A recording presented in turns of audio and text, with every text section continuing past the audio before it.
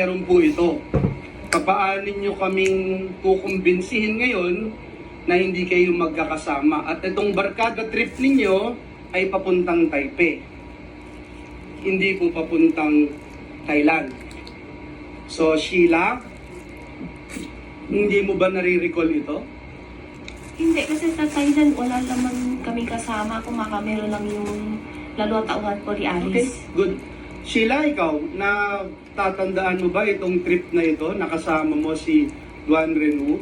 Sa Thailand po, Ito, pinapakita. Taipei yung nakalagay dyan. Taiwan po. May kasama isang, hindi ko alam kung siya ba yun kasi yung ninong ni Cassie. Okay. Madam Chair, iba yung binanggit po niya noong nakaraang pagdinig, iba rin po ngayon. At Miss Alice, pwede bang matanong ka, anong trip itong Taipei na ito, kung nare-recall mo? I think, kung di po ako nagkakamali, Chinese New Year po yan. Chinese New Year. Opo, Chinese New So Year. close talaga kayo, bumabiyahe kayo magkakasama eh. Ni Duan Yan lang po Renwu. yung biyahe po namin na magkasama po.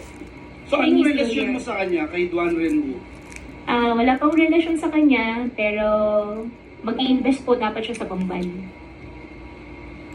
Mag-i-invest siya sa Banban, pero paano mo siya nakilala? Nakilala ko po siya through Cassie. Anong ginawa niyo dito sa Taipei?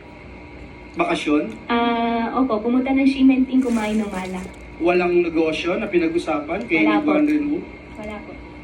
Madam Chair, may we know if this committee had invited Mr.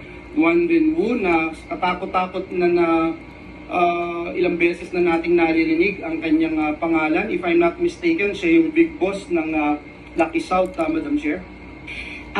Sen Joel, inimbita natin siya, itong si Mr. Wu